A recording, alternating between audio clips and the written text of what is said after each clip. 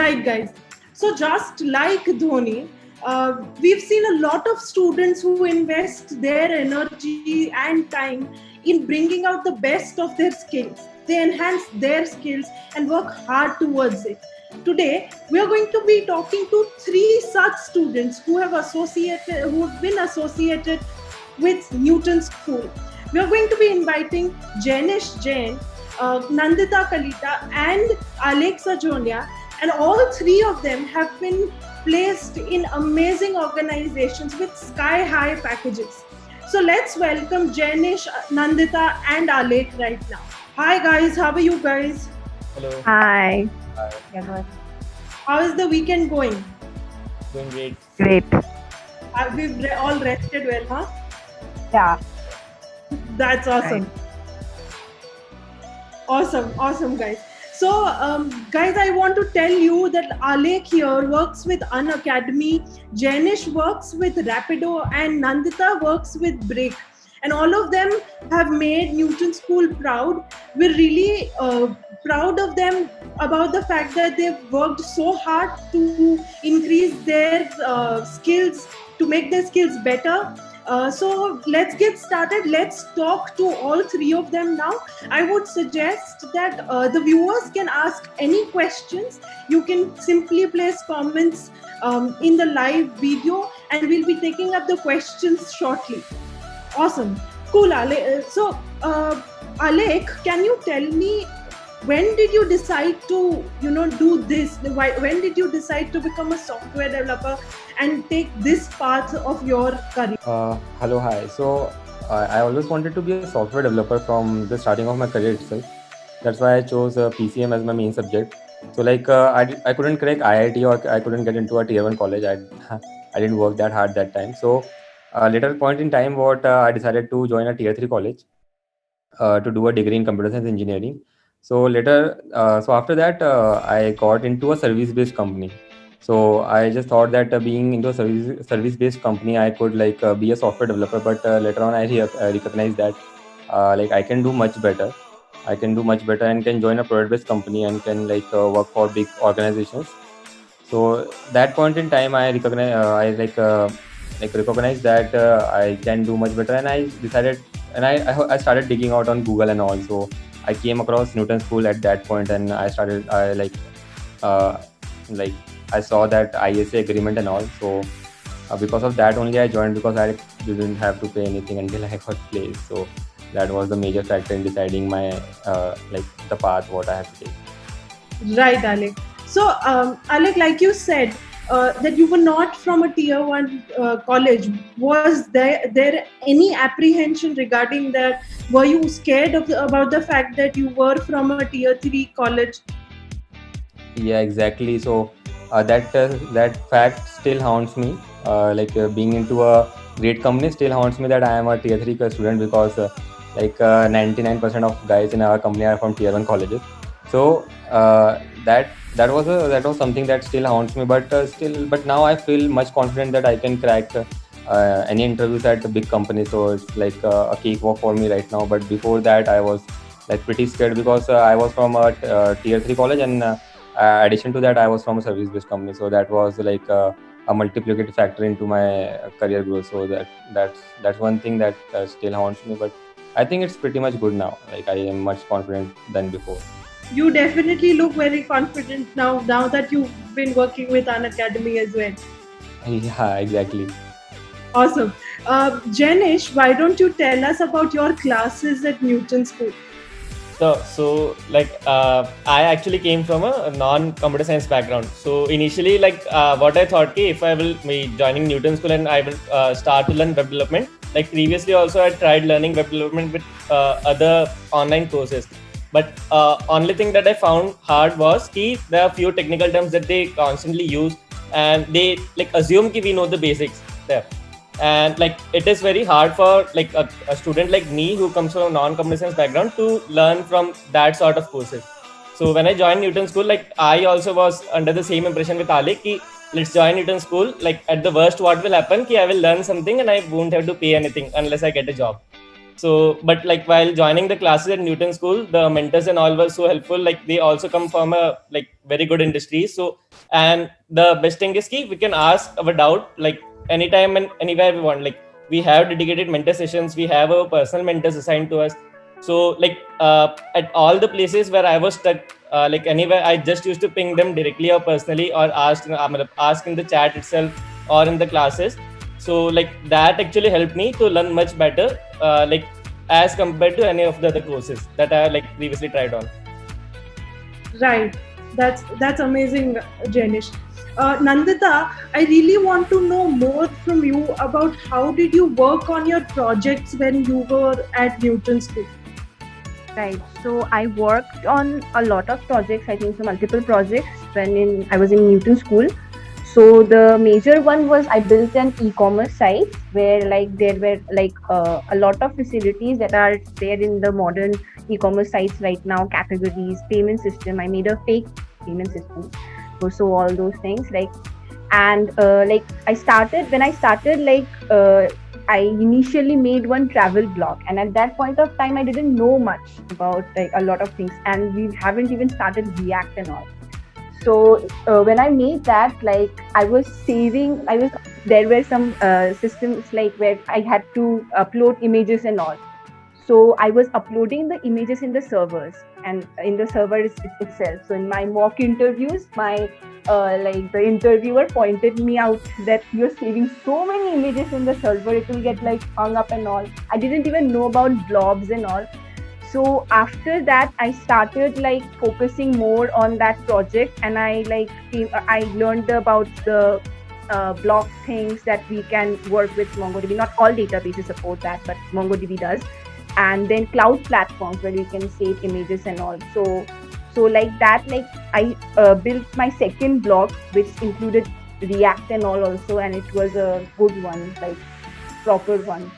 So yeah, and also the mock interviews helped me a lot. Like we got to know our weaknesses there, and the interviewers like screwed up really bad, but we learned that the mistakes that we were making. So yeah, it was good. That's right, learning from your mistakes. So I want to know something from all three of you. A lot of students, while they're studying, they focus very essentially on their skills and enhance their skills. But there's something also which is very important, which is soft skills. So all three of you, tell me, were you scared with your soft skills initially? Were there any apprehensions regarding the same? Alek, why don't you go first? Yeah, so exactly, soft skills actually play a very huge role while interviewing. So like it shows our confidence and all. So like before that, I'm not very good in technical. So first of all, after getting much of a hands-on on technical, I got that confidence from Newton School after getting all the technical knowledge. But still, I lacked somewhere while speaking with others and got scared sometimes. So that thing was actually been improved with the help of mock interviews. So what actually happens in mock interviews is that the mock interviews here at Newton School are pretty tough. So they are very, very, very tough.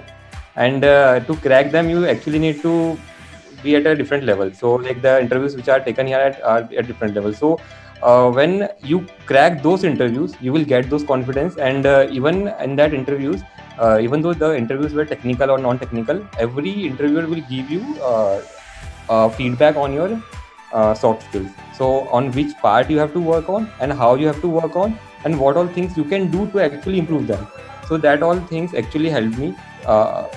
So there was one side of technical side was there and other side was soft skill side was there on every interview. So whether it's technical or non-technical doesn't matter. So every interview will, in every mock interview will check your technical as well as soft skills.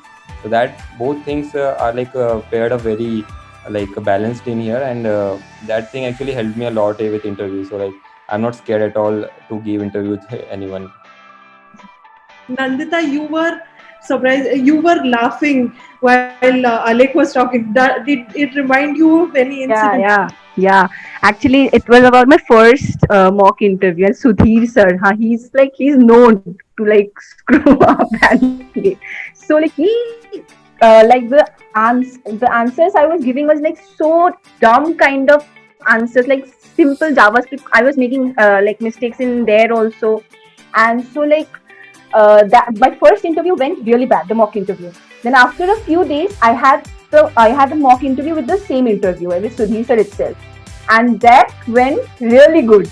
Opposite. So in that span of time, like I really focused a lot on the things that he told me, the feedback that he gave me, and we had every interviewer used to give us feedback after the mock interview, so that helped a lot. So yeah, so that like in that span of time, like I worked really hard on my JavaScript skills, and yeah, my second interview went well. Right. That's nice.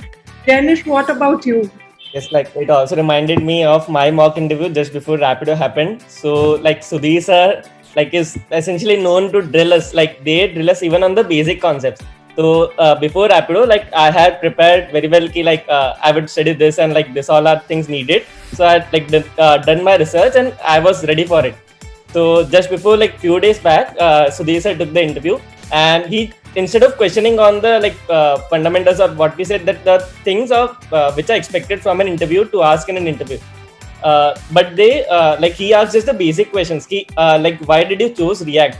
Or like why did you like went with Node.js, or like what is the special thing about it? And like I was completely blank on that. And like not essential on the soft skills, even like as a part of this whole course, we were also like Newton School also took an exercise of resume building, which I think also helped us a lot. Like because essentially, even if we make projects, but if we cannot correctly display them over that piece of paper, which essentially determines the are we being selected in the first stage of our rounds or not. So like that also think like is pretty important part of the whole interview process, that resume building and the whole soft skill thing. Right. So guys, I want to know if there is some sort of a balance that you guys could strike between technicalities and understanding your skill set and the soft skills. Was there a mixture of all of it? Because a lot of people are asking the same question on the comments here. Nandita, why don't you tell us? Yeah, I think to see the soft skills are really, really important, and this I realized in the interviews, like in Break, while I was interviewed for Break, and also the ones that I gave in like just along with that. So like what happened initially when I was interviewing, I was very underconfident. Like I couldn't explain, even though I knew the answers, I couldn't explain them well. So like what happened, like I tried to, in fact, sometimes I just used to question myself and I tried to practice those things like speaking and all. And I tried to gain that confidence that it's okay, even if I give a wrong answer, I have to explain what's going on in my mind completely. So like I really worked on that, and I think that is really, really important. Like trying, like you know, the ability to explain what you are thinking is very, very important. Yeah, That makes sense completely. So Janish, why don't you tell us about your background? What did you do before getting into Newton School? Tell us more about yourself. So before getting into Newton School, like I was like far away from this whole web development world. So I used to like, as I come from an electrical engineering background, so I used to develop IoT products. Like I was into coding, but essentially into hardware coding. So while I was building those IoT products, like I like the whole thing that needs to be done with the hardware, like I was pretty good at it. But whenever someone asked to like represent those values or the sensor readings over the web platform, because everyone now and then wants the values or anything to be displayed either on a website or on a mobile application. So like that's where I thought like even after building like the product itself, I was not able to like make it a use out of it, because I was not even able to display the things that I was capturing. So like I got into this web development thing, and I was searching to like other courses and fields where I can learn this thing. So in the starting, what I used to do, I used to take few templates of website and just used to change the values there so as to like make my things work in the first prototype itself. But I wanted to like essentially learn more out of this so that I can customize it as per my own will. And like when I got into this, like it actually excited me much more. And like then after joining Newton School, like Rapido happened, and like I'm now okay, like I'm very happy with this. Like this particular thing is exciting. Like there is everything learned, new to learn every day. That's great. So, all three of you work in amazing companies right now. Why don't you tell us about how your work is right now? Janish, you were just talking about Rapido. Can you tell us more about your work?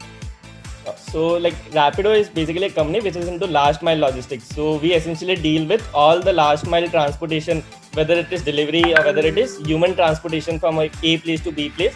So we are into that. So essentially, like before joining Rapido, I used to thought ki it is just a simple thing. We need to like either book a ride from A place and need to send a location map, and the person would be transported to B place, and we would give the basically the estimate or anything that would he or she has to pay, and like we will get all the money that we require. But when I like joined Rapido, I came to know that there are like too many things which are working behind the background, and it is not even a single tech stack that we are talking about. There is a huge like it is I can say it is a stack of all the technologies that I have learned so far. So before joining Rapido, I was pretty confident with JavaScript and Java, but like when I joined Rapido, I essentially found that these are just too few things that we use in a basic product. But beside this, there are like many verticals which are being used. Like there are multiple kinds of databases, multiple kinds of like events delivery system that we use behind the scenes, like things to manage the basically pings that we use, like location pings of a captain, and even to store location. Like while I was in Rapido, I essentially built a caching system for the location service. So how was the product being thought? So it is itself a product on its own when like I developed the whole thing. So yes, like it excites me much because there is everything. As I said, every day you need to learn something new, and like it is not a pretty basic or straightforward thing. Like you do this and this will happen. So there are challenges like which is essentially like one thing I would expect from any work to be more exciting if I'm like using it as a regular thing. Right. Alec, what about you? Okay, so I'm working in a mobile engineering team at Unacademy. So as Unacademy, I guess a lot of people here know. So it's like India's largest learning platform. So they are like setting for a goal to be the largest learning platform around the globe. So right now, what I was working on is on growth team here. So we are actually working on the conversions. So like people getting more revenue out of the company. So I'm a part of growth team, and I was the first engineer to join growth team there. So I actually did multiple experiments and did multiple features on their Android application. So I was actually working on their Android application, and still I'm carrying out multiple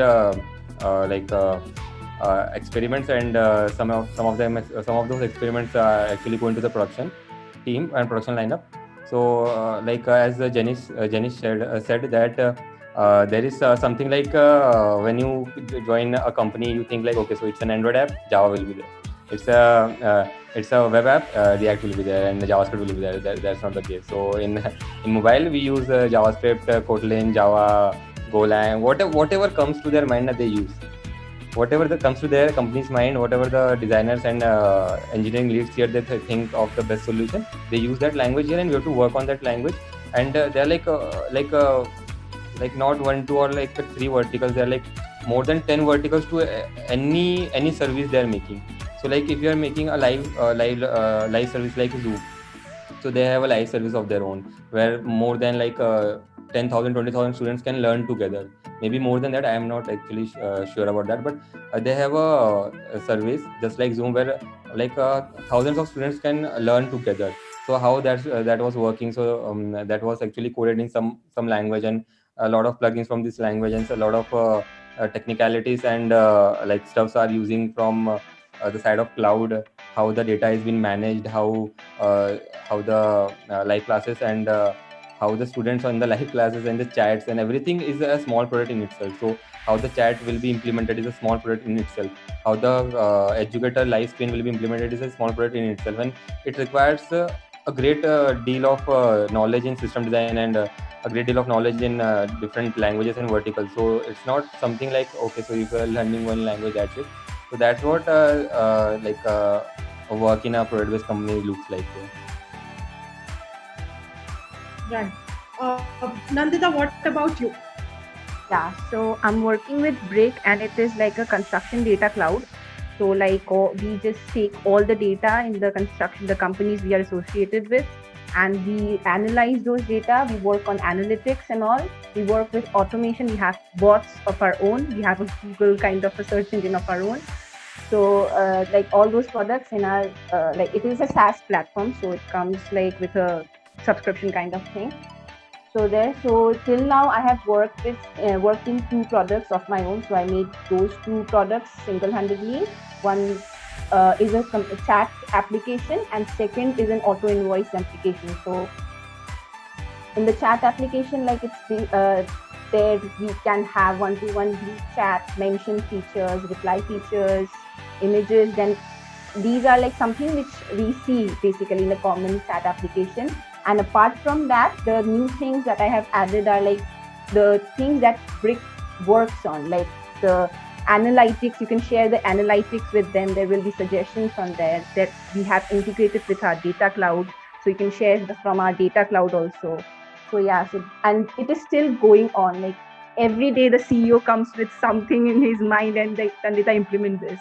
So add this in the chat. So it's like kind of going on, that is. And the other one is an auto invoice. So that is like in the microservice, like they are making a microservice where image processing and all are going on. So yeah, I'm working in the front end side of that. Awesome.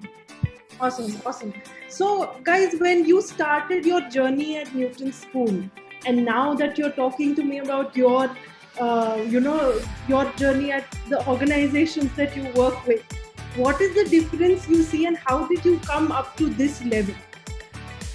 Janish, why don't you start? So like before Newton School, like I was not even knowing what are stacks, what are queues. So I remember like with the mentor session with Monish, so he was explaining about how to solve a particular problem with stacks and heaps. So the first question that I asked was what are heaps, Monish? Because I was not even knowing the basics out of that. But like with regular practice and like hard work, like we all have put in, like now I am capable like I can say if like someone gives me a question problem statement, like I can develop essentially a microservice out of it to solve that. And even not that thinking I know this much skills, but now I'm ready even to like learn new things that are needed. So like as I said, I was knowing only the basic, like I learned at Newton School JavaScript, Java, like on the front end side I was learning React during Newton School. But at Rapido, like we had to use Angular, so there was no option of using React. And like there was a microservice which was written in Golang. So like in 3 days they just asked me to change few of the things in that particular repo, and I was even new to that particular language itself. But like with all the things that I was said, the hard work that Newton School has put on into us, like I'm now pretty confident like if anything that the company or the person throws at me, like I can make something out of it. So that is the thing that I think is more exciting. Like it is not only the learning, but a capability to learn after like the whole thing has happened. That's amazing. That's super amazing. Alec, why don't you tell me now? Yeah, so like Jenny said, so we get the confidence to learn everything. So one thing that I find Newton School is excelling in is the part where you actually have to engineer the whole system. So the part of engineering where you have to actually think about the system and the approaches you have in your mind. So that thing before joining Newton School, I have like, okay, so I have to print someone's name. Oh, that's it. I will just call the API from the web, and I will put my data there. I will call the data from database, and that's it. But that's not it. But when it comes to million users, a billion users, the service will fail anyhow. After like 100 hits, the service will fail. So that, how you will scale the system, how you will scale the architecture, how you will think in terms of a big business. How will you make a service which is like 100% uptime? So that all things are being taught by Newton School. And like the language of implementation can be different. A language can be learned within some part of time, but the actual concepts of engineering will be same. The actual concepts of engineering, the way you will think, the way you will implement will be the same. Only the languages will just change. So the implementation part is actually being polished by the Newton School, and the languages we can do it on ourselves.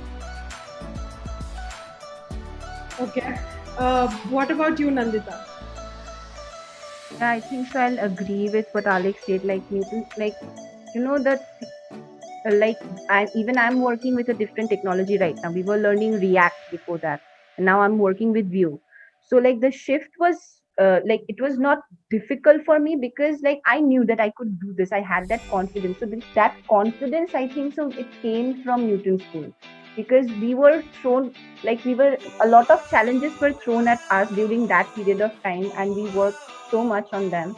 That means we have gained that confidence that now any challenge like you put on us and we can do it. That's great.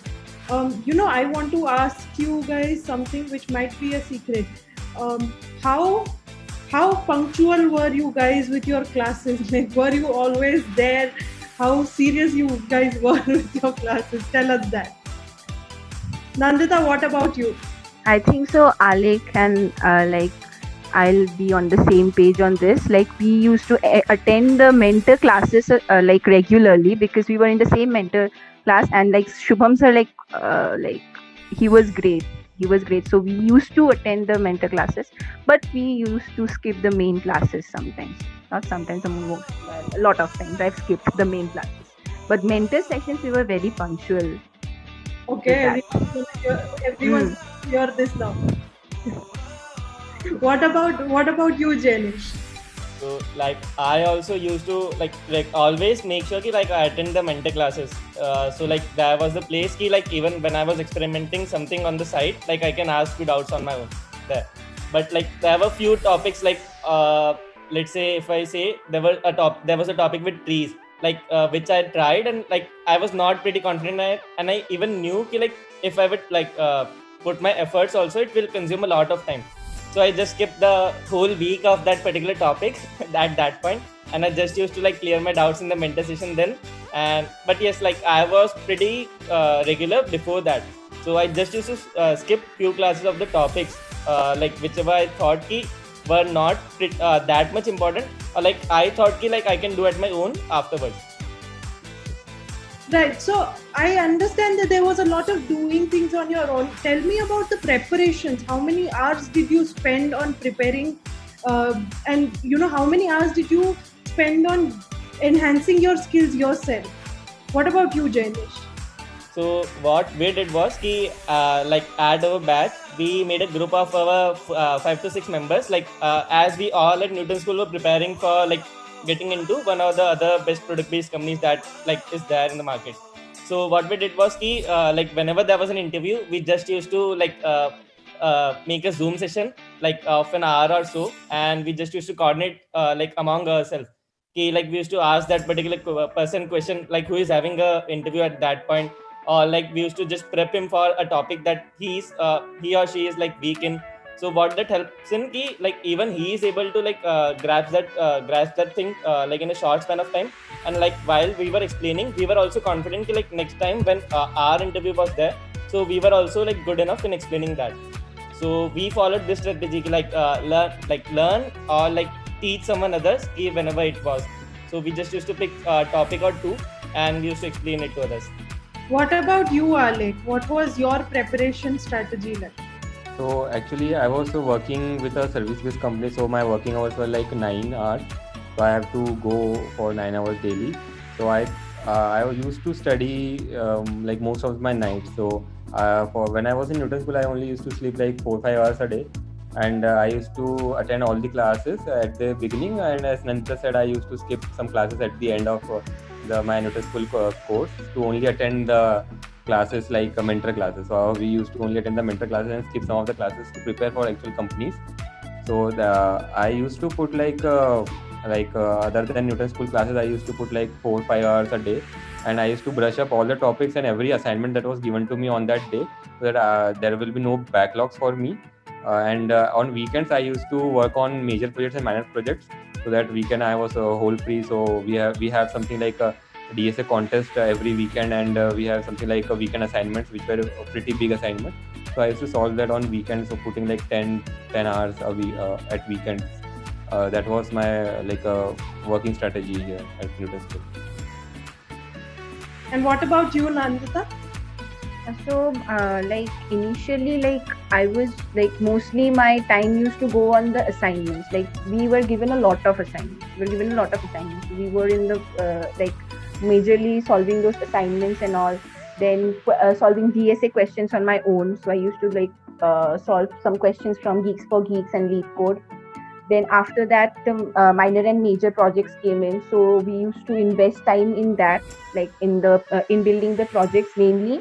Then when the interviews came in, then I used to like read blogs and read interview questions. I used to like I took some Udemy courses also to like get some brush up some of the concepts.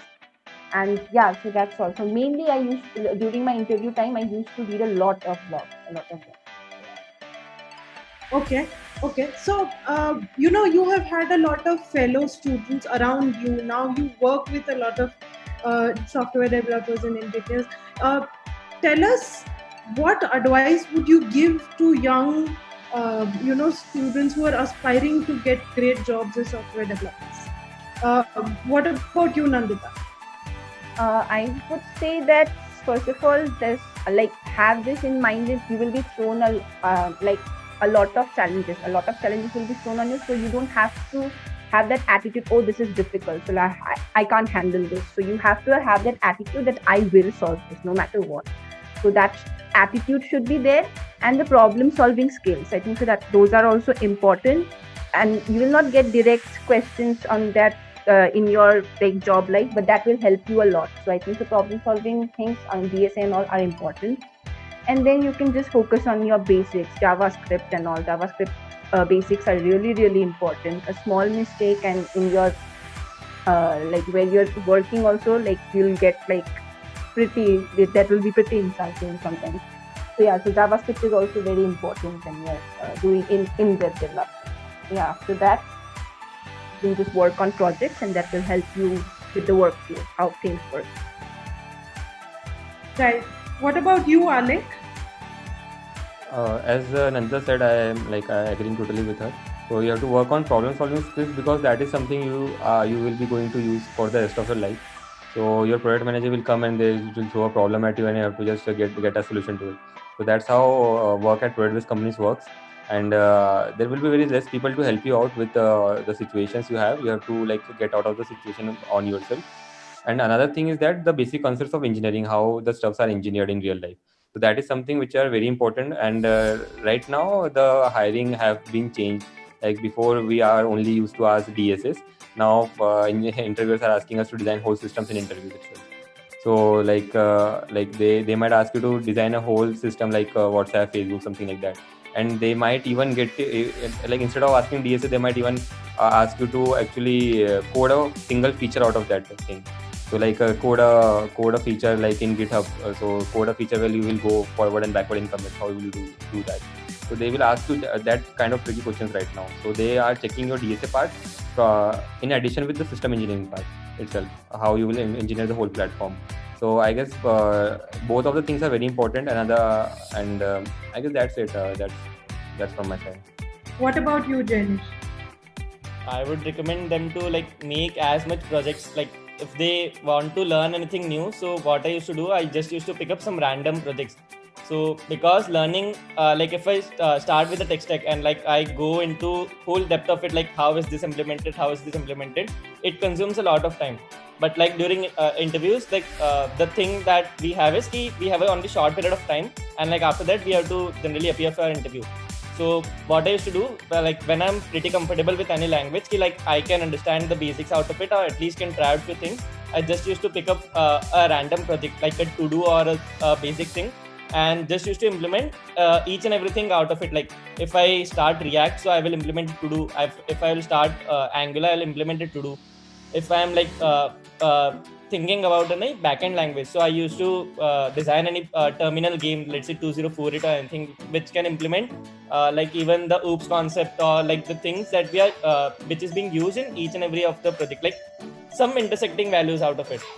So like projects are a great help out of it. And like beside, as Alec and Nandita said, we should always like read about the new interview experiences that our fellow mates has given, or like whatever new things are coming in the market or so. Like I remember while my interview, like prep interview with Newton School, there was a question ki like why I chose React and not the other competitive this front end tech stack like Angular or Vue.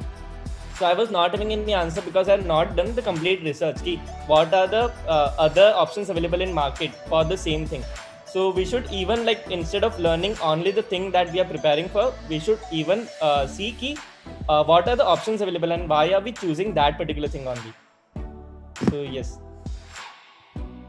Right. So we have a question here in the comments below. Daksh Prajapati asks, in what year of engineering did you guys join Newton School? Who would like to answer that question? I joined in my last year, final year. Okay, and did the college was the college bothered with you joining Newton School? No, my college didn't know about it. So like we didn't have, actually in my last year I didn't have much classes. In my 7th sem, like there were 1 or 2 classes, and my 8th sem I didn't have my classes at all. I had my project, so that's it. So I could pretty well manage that. And do you think that taking that decision of moving towards Newton School, making sure that you're learning, did that help you? Yes, a lot. I mean, I would have been in a wrong path if not Newton School. Yeah. Right. So, guys, I think we're sorted. I really want to know that why don't you guys have if you guys have any questions for each other, if you guys want to bring out some secrets from like Nandita and Alek have, any other secrets or any other questions that you guys have. We'll wait for just a few minutes. I'll wait for a few comments here and then. Yes, so I think, Alek, there's a question around what you were talking about. That's what Savant is asking. How was your journey to switch from service-based industry to company-based product-based company? Okay, so I would say it was pretty tough, first of all, because I was in a service-based company, and that too not in a developer role. So I was having a cybersecurity role there. So I was not a developer, and switching from a service-based company from a non-developer role to a developer role was pretty tough and challenging for me, because I don't have any developer background, and I didn't do much of a development back before joining Newton School. So it was not like you cannot switch from a service-based to a product-based company, or from a service-based to a very good product-based company. It's not like that. You can do that. But the thing only that thing is required is that you have to have the proper skill set that is required by that company. So if you're targeting a product-based company, you have to actually have those skill sets like DSA, problem-solving ability, platform engineering, and everything should be there. And and you can go for a product-based company. Product-based company will not actually distinguish you. Like, okay, so these guys from service-based company, they will not reject you on that. They will purely reject you based on your skill set. So if you have good skills, they will not reject you like, okay, so I am a service-based company guy. That doesn't matter here. Only skill set matters here. So if you have great skill, then surely you can be like in a product-based company within like 6 months or so. So that's how much work you have to do. Awesome. Guys, it was amazing talking to all 3 of you today. We're really proud of all 3 of you, and it's great to see that you've taken such great hike in your careers right now. So thanks for joining us today, and hope to keep in touch and talk to you guys soon. Thank you so much. Bye. Bye.